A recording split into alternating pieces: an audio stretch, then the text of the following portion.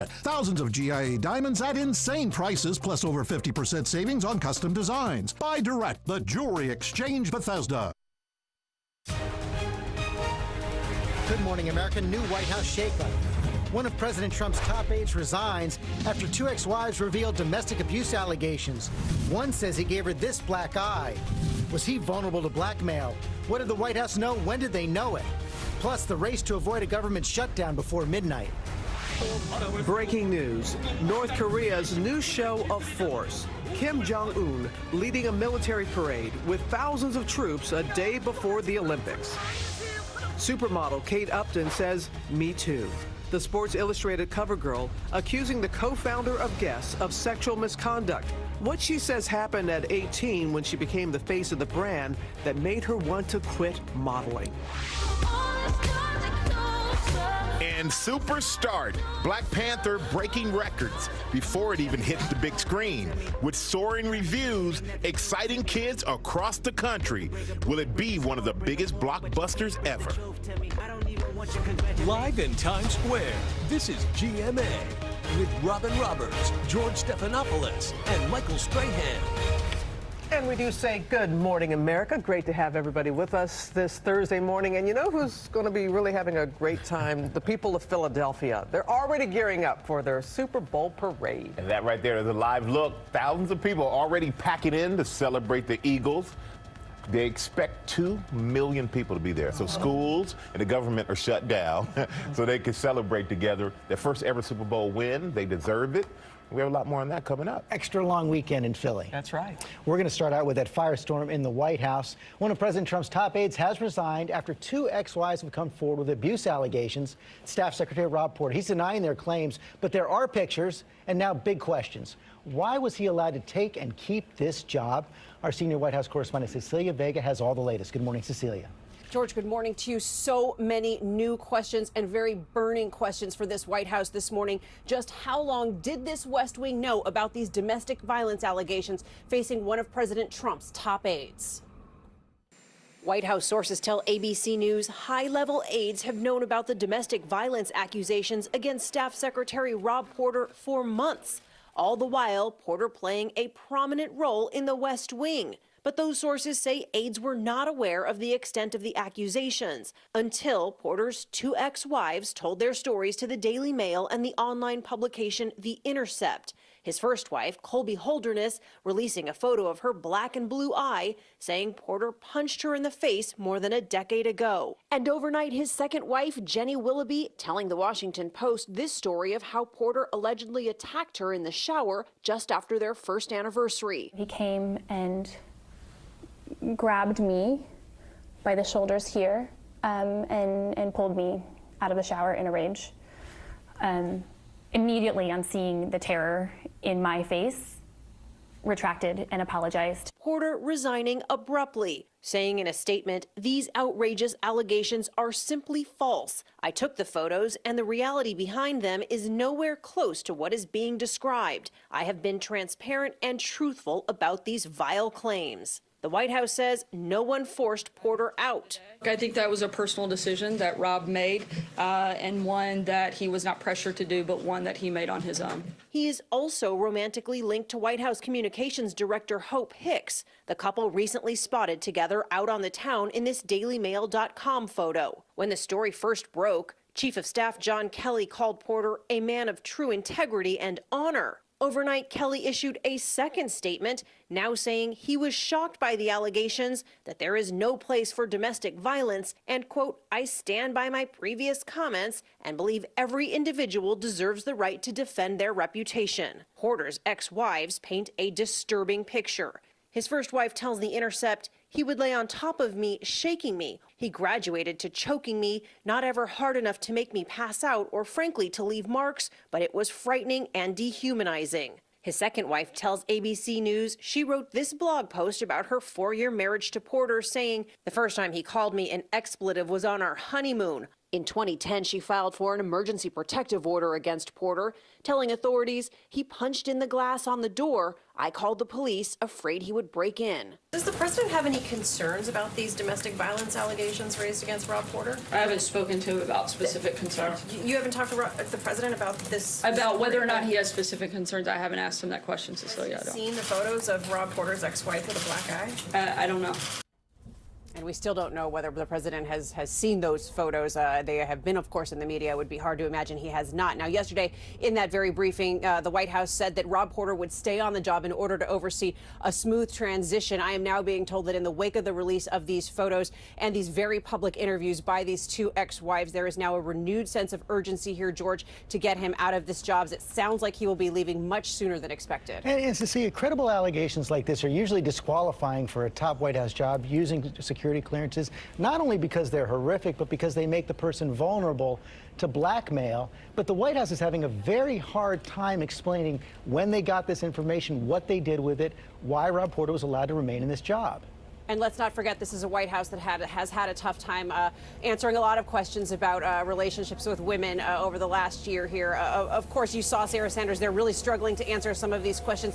That certainly will continue on today. One of the big questions right now has to do with General Kelly, the chief of staff. He is repeatedly now praising a man accused of beating his wife multiple times. A lot of questions, George. So many to come. Okay, Cecilia, thanks very much, Robin. And George, the White House also watching that budget battle in Congress. Lawmakers are racing to strike a deal before midnight to avoid another government shutdown. The Senate agreeing on a breakthrough bipartisan plan, but House Democratic leader Nancy Pelosi saying no way in a speech for the record books. Our senior congressional correspondent, Mary Bruce, has more. She's there on Capitol Hill for us. Good morning, Mary. Good morning, Robin. Well, the president said he wanted a shutdown over immigration, but lawmakers are ignoring his request. Instead, this morning, they're poised to do something we haven't seen here in quite some time, pass a bipartisan spending bill. This Senate deal would include big boosts in defense and domestic spending, including billions to fight the opioid crisis, fund child care for low-income families, and help the nation's veterans. What is not included in this two-year deal, any action on immigration or funding for the president's border wall. So now what will the House do? And both Republicans and Democrats have voiced some opposition to it. So what are the chances of a shutdown at midnight? Yeah, Robin, I've talked to many House conservatives who are furious with how this deal would add to the deficit. They say it is reckless, irresponsible, calling it a debt junkie's dream. While on the other side of the aisle, some Democrats say they simply cannot support this without more assurances to act on immigration. Leader Nancy Pelosi took to the House floor yesterday for 8 hours, speaking out about the need to protect dreamers. That's setting a new record here on the Hill. But despite all of this, all signs indicate that this bill is likely to pass later today, avoiding another shutdown. Robin. All right, Mary, Could be a long one, though. Let's talk to our chief White House correspondent, John Carl, for more on this right now. And John, I was watching in the briefing room yesterday with Sarah Sanders talking about the president's 24-hour turnaround on whether or not he wanted a shutdown. He doesn't get his wall funding. He does get what he wants in defense, but this budget deal also just eviscerates the president's budget. Absolutely, and it was mystifying, frankly, to see the president one day say that he would love to have a government shutdown to push for his border wall because security is so important. And then literally while he was saying that, negotiators in the Senate, Democrat and Republican, banging out this deal that makes no reference whatsoever to the border wall. So, George, I tried to find out what the president's position is on this, if it had flipped, as it apparently has, because he endorsed this budget deal. And the White House is not acknowledging a flip. They do have one more chance to push for a shutdown. This sets the level of spending for the next 2 years. But by the end of March, they need to come up with the specifics of the spending. And if there is no border wall in the specifics that are outlined, he could once again threaten a shutdown. And that's after the Dreamer deadline as well. Meantime, John, these questions about Chief of Staff John Kelly, of course, this Rob Porter incident is happening on his watch, and you're even seeing some in the president's orbit taking shots at him. You are. A lot of second guessing, particularly outside of Kelly's leadership here. People mystified as to how he could call Kelly a man of honor and integrity even after these allegations were out, detailed allegations were out. And even yesterday in the briefing room, you heard Sarah Sanders say that he was not forced out. In other words, Kelly, even after all that was known, according to the press secretary, could have stayed here and stayed in the job.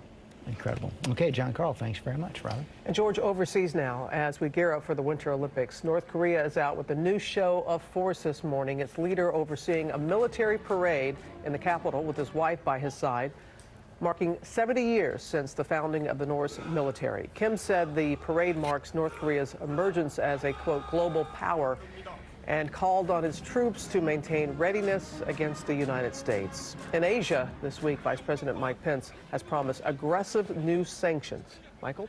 All right, thank you, Robin. North Korea is sending athletes to the Olympics, and Kim Jong-un's sister to the Winter Olympics as well in South Korea.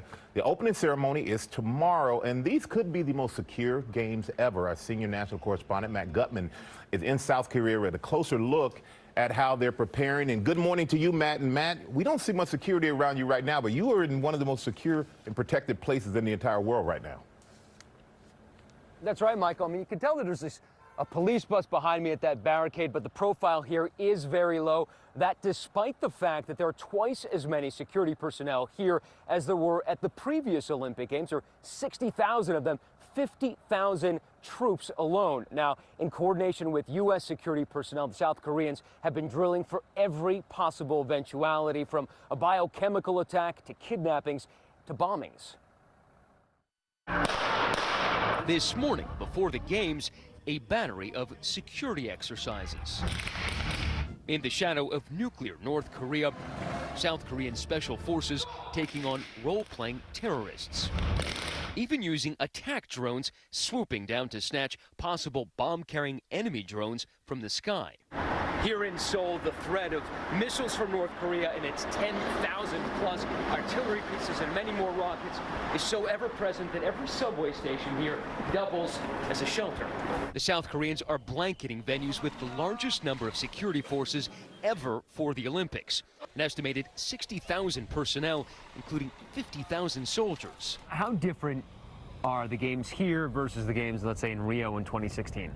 Well, both countries have outstanding support. They have the police, the services, the intelligence services, the military to help support the games overall. It's Assistant Secretary of State Mike Evanov's job to keep the estimated 20,000 American tourists and over 200 athletes here safe.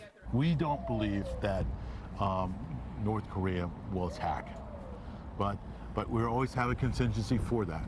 There are more than 100 U.S. personnel on hand to ensure the physical security of American athletes.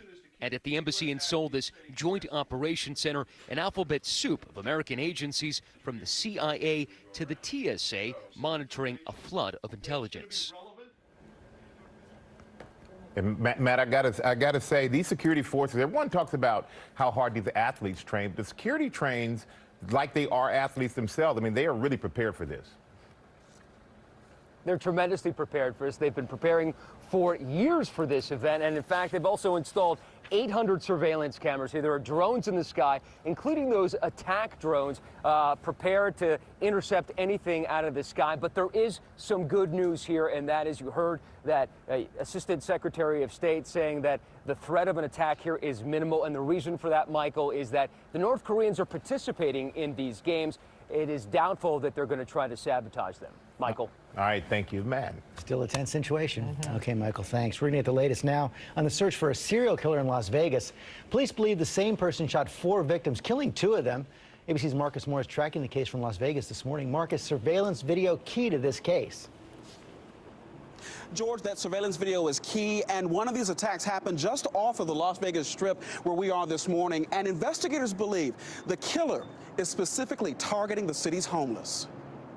Overnight, police worked to track down a cold-blooded killer. Security cameras capturing this terrifying moment. Police say the suspect fired multiple rounds, murdering a homeless man in Las Vegas in his most recent attack.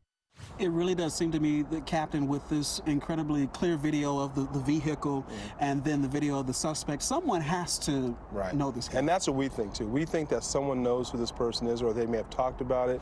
The attacks spanning 4 days. The first shooting around 12:30 a.m. on January 29th in Logandale, about an hour north of Las Vegas. The suspect reportedly asked for directions, then fired several rounds, wounding a man outside a convenience store. About 2.5 hours later, at 3:06 a.m., the shooter killed his first victim. Then at 7:13, targeting a third man near the famous Las Vegas Strip. That victim shot in the head but survived. And then 4 days later, 64-year-old James Lewis, a homeless veteran, was murdered as he slept. This morning, his daughter is heartbroken and angry. As much as I'm hurt, I'm angry. I'm absolutely angry that people that have nothing, you want to do bodily harm to them and take their lives. It's just, I can't wrap my head around it. The Vegas shootings bear a striking resemblance to serial attacks in Tampa, where investigators spent 5 weeks hunting for the man behind 4 slayings within a 1-mile radius last fall, and a series of shootings in Phoenix, where police are still searching for a suspect in 9 murders over a 3-week period. And Las Vegas police have a lot of very good surveillance video, but they don't have a license plate. And Captain Plummer told me that if they can get that number, George, it will be a game changer for them in this investigation. Let's hope for that. Okay, Marcus, thanks very much. Michael. Thank you, George. And now to Philadelphia, where they're gearing up for that enormous celebration.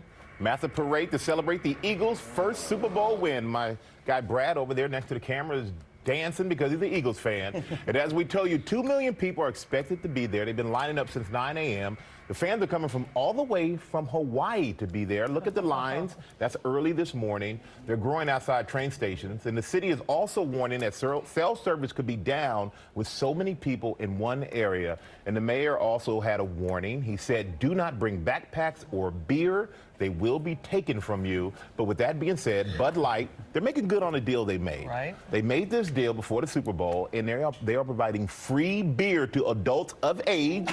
But it's at 25 bars along the parade route. What could go wrong with that, George? It's light beer. Just light beer. It's light beer. Okay. You drink enough light beer, it gets pretty heavy. like those fans need any help. Exactly. Where that's concerned.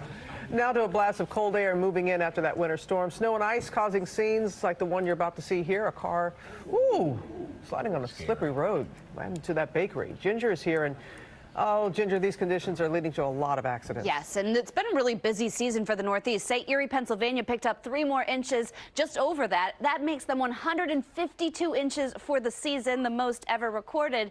And we've got another storm on the way. Overnight, the Northeast slammed. Icy roads, flipping semis, and overturning cars in southern Pennsylvania. Outside New York City, this major bridge shut down for hours. They closed it down. Really big accident. Waiting to get into work now, it's been a little bit more than an hour. Icy roads in Connecticut sending this FedEx truck sliding, bouncing off a parked car. And outside Washington, D.C., watch as this pickup crashes into a bakery.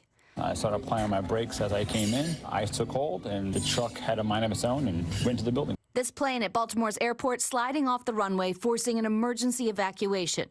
More than 1,200 flights were canceled and another 5,900 delayed. And as much snow as we've had in the Northeast, they were in a bit of a snow drought in Chicago, but this could help end it. The winter storm warning in place there. This low is going to come out of the northern plains along that warm front. Tonight through tomorrow morning is going to get very messy, not just for Chicago, but parts of Iowa and the Great Lakes, too. All right, your local weather in 30 seconds. First, the sunny cities, brought to you by Sensodyne Pro-Enamel. Enamel is the strong white outer layer of your tooth surface. The thing that's really important to dentists is to make sure that that enamel stays strong and resilient for a lifetime. The more that we can strengthen and reharden that tooth surface, the whiter their patient's teeth are going to be. Dentists are going to really want to recommend Pro-Enamel Strong and Bright. It helps to strengthen and reharden the enamel. It also has stain lifting action. It's going to give their patients the protection that they need and the whiter teeth that they want. Well, today is going to be dry, but it is going to be cold. Our coldest day since last weekend on Sunday. Temperatures are only going to rise into the mid to upper 30s, and with a little bit of wind, we're going to be wind chilled for today. So we'll watch for the refreeze this morning and bundle up. Higher temperatures this weekend, but we're tracking some rain, and quite a bit of it could get more than an inch. Your soggiest time period is going to be Saturday evening, Saturday night through early Sunday morning. Meanwhile, early part of next week looking dry with those temperatures a little higher, around 50. You ready? I am so ready. I'm ready for this baby. Okay, we're going to have a little baby shower because Ginger's going to begin your maternity leave. This is your last day. Having the baby tomorrow, whether he wants to come or not. He doesn't have a choice. Yeah. Bless your heart. Coming up, we have supermodel Kate Upton saying Me Too. What she says happened on a shoot that crossed the line.